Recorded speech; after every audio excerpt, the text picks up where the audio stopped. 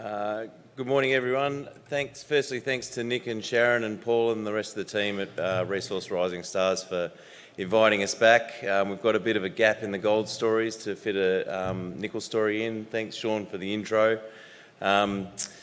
We are the only nickel story here today, so I'm pretty confident in saying this is the best nickel story you're going to hear at the conference over the next few days. If you want to come and visit us at the booth, we're out there in what I call Nicholas's naughty nickel corner.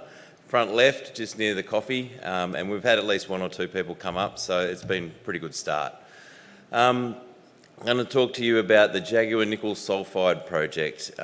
Nickel's unloved, the price is down, but as Sean said, this is the opportunity for those smart, contrarian, anti-cyclical investors and especially the strategic investors to identify the best projects in the unloved space and get them at value. There's a disclaimer, please read that at your leisure on the ASX website. So we purchased the Jaguar nickel project off Valley back in 2020. We've since drilled about 180 kilometres of drilling and we delivered a resource in 2024 of 138 million tonnes at around 0.9% nickel, and that's 1.2 million tonnes of contained nickel metal. In nickel sulphide world, that is a world-class deposit. We've continually de-risked the project, delivering a study in May of this year that showed there's at least a 15-year open pit mine at a very low all-in sustaining cost of $4.40 a pound.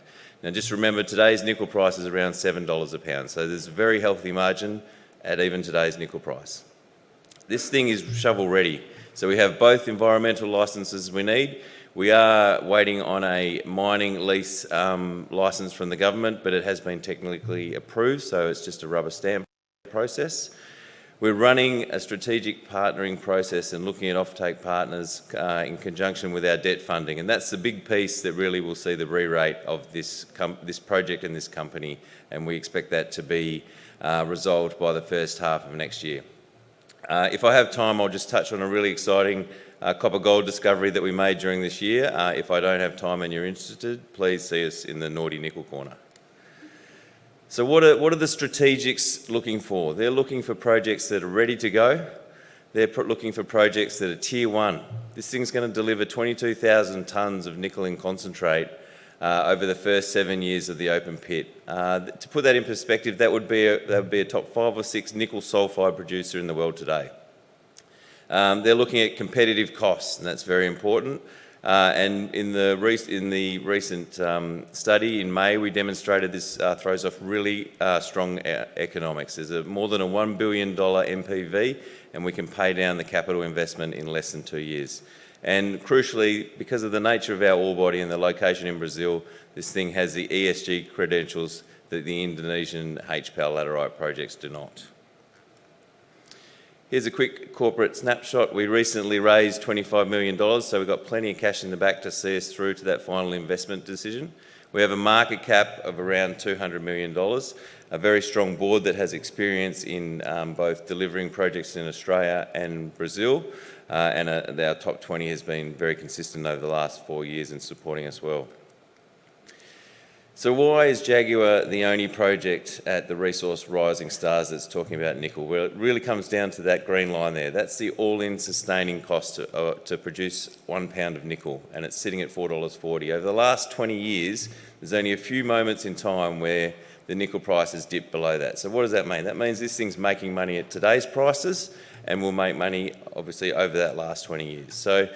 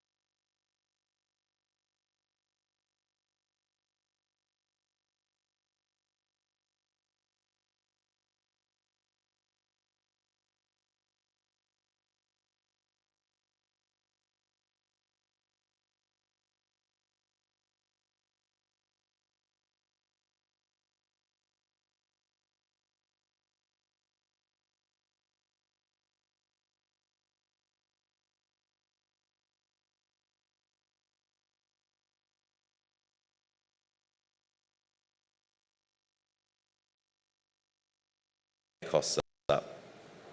On the demand side, today's nickel market sits at around 3.5 million tonnes of nickel required per annum. By 2030, it's expected to touch 5 million tonnes. So you've got to find another 1.5 million tonnes of nickel in those 5 years. So that's like bringing 80 Jaguars online. It's just not going to happen. So Jaguar will be ready to go and will certainly be one of the desired projects once the nickel price turns. And why is that so? It just comes back to that first quartile operating cost. And the reason we're in that first quartile, all the sulphide projects in green are off in the first quartile to the left. All the laterite projects in grey are off to the right and they're higher cost. And that's driven by the nature of our ore body being near surface in a very conventional flotation plant process, and also by the cheap Brazilian renewable power. Brazil's a great place to have a nickel asset. We've been there operating for 20 years. We understand the environmental and mining framework to deliver the licences. We have those licences in hand, as I mentioned before. We're on a list of strategic mineral projects that the government has made and will basically help us to push this project into production. When we do get in production in the region where we operate, we are in what they call the Sudani. In the Sudani, you pay a 15% tax rate for the first 10 years. So that's almost half the tax you would pay for a similar project in Australia. The royalties are interesting. There's a 2% royalty on nickel, and more than half of that, 65% of that, goes back to the local community. So the community sees the money go back into the schools and the hospitals around town, so they get right behind the project. And again, it's that 3 to 5 cent kilowatt hour price for power that really drives the low all-in sustaining costs of this project. So we're located in the west of the Carajás. For those people who don't know the Carajás or have followed it very closely, it's in the north of the Brazil. Geologically, it's like rolling the Pilbara and its iron ore assets into the copper assets of Mount Isa. So you've got the world's biggest iron ore mine, which is about 100 k's to the east of us in S11D. You've got the world's second biggest IOCG copper gold mine in Salobo to the north of us. Valley has been operating here for the last 40 years. So they've invested billions of dollars in infrastructure. So rail, road, airports and power. The map on the left shows our location in respect to the Onça Puma ferro-nickel plant. That's being serviced by two towns to the south, about 30 kilometres, of Tucumán and Orlando do Norte. Those towns have about 70,000, population of around 70,000 people. Onça Puma has been operating since the early 2000s. So you've got second and third generation miners at the ready to work for you. You've got skilled labour and you have service providers in those towns. So we drive in, drive out. There's no need for fly in, fly out. They drive 30 k's up the road, they're on site. This is the layout. We own probably 75% of the land already. Most of the layout is sitting on top of farmland, so no need to remove anyone. In yellow you can see the pits, that's the ore body. I think eventually they will coalesce, and that means you get about a strike length of about 3 kilometres and 1.5 to 2 kilometres wide. So it's going to be the size of Kalgoorlie's super pit. So it really is a large project. And that's underpinned by this amazing resource. It's a world-class resource of 1.2 million tonnes of contained nickel metal. If you can see the graph on the left there, Jaguar, there's 8 deposits or camps in the world that plot with a higher grade and a higher total tonnes of nickel above Jaguar. And of those 8, only one other is undeveloped. So if you're a strategic looking for unincumbent nickel tonnes, then Jaguar is certainly the project for you. Since 2020, we managed to double the resource through our efforts of drilling, and importantly, this deposit remains totally open at depth. So we finished drilling at the end of 2024 because we had enough nickel already and we were conserving funds. But if you want to make this thing bigger, you certainly can. Before we get into the reserve, I just point out there's a pit there with red which shows nickel above 1%. Sitting underneath the reserve pit is 20 million tonnes at about 1.5% nickel. Now, to put that in perspective, when IGO bought Sirius Resources about 10 years ago, they paid 2 billion Aussie dollars for the Nova Bollinger deposit, and that had about 14 million tonnes at 2.3% nickel. So we got 20 million tonnes at 1.4 sitting underneath our open pit. So we've got a Nova Bollinger sitting there ready to go once this thing's up in operations. You might be able to see there 50 million tonnes comes out in the reserve at a strip ratio of about 5 to 1. We mine that with local contractors. So there's plenty of contractors in the region. They mine for Valley and other mining companies. Once we mine the ore, we process it through this plant, $380 million build. We think that's a good number. Aero Copper, which is a TSX-listed Canadian company, they built a 4 million tonne copper plant down the road for around $320 million. So we will be able to produce a very high-quality nickel concentrate. That's driven by the nickel sulfide species in our ore, which is millerite, and at 30%, that's almost double the nickel in concentrate that we'll be shipping around the world. So we think the buyers are going to be very interested in our product. You can see there over the first 7 years, we're touching almost 1% of feed to the plant, and our recoveries are well above 70%. And that means we can get to 22,000 tonnes of nickel per annum, which would put us today in the top 5 or 6 nickel sulfide producers globally.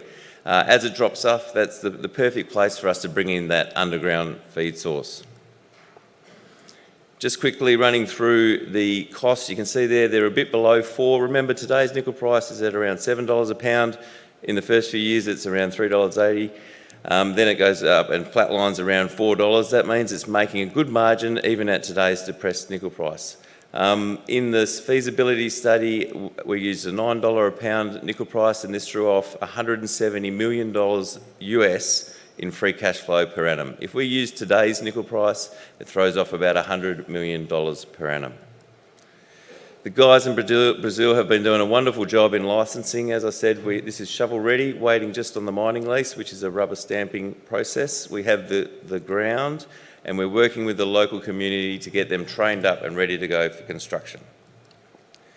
Just as important as the cost of making the nickel is the cost to the environment, and given the ore body, the nature of the ore body and that cheap Brazilian renewable power, we can produce at a very low carbon dioxide per tonne of nickel. I'm going to have 20 seconds. Sorry, we are running a process for the strategic partner and the debt. That completed by first half of next year, along with that mining licence. The board will be able to press go on a final investment decision, and it'll take us 2 years to build. So by 2028, we're starting commissioning with commercial production in 2029, which is the perfect time for that nickel price to come back. Very quickly, please see me in the booth about the copper exploration story. There's some really interesting hits there. We're very close to some existing concentrators, so we don't need a massive discovery. We think we have something very interesting. I'd be more than happy to run you through it. But in summary, what are the counter-cyclical contrarian investors looking at, and what are the people that we're talking about to come in and fund this project looking at? They want 4 things. They want scale, we're tier 1. They want lowest quartile cash costs, and we're in the first quartile.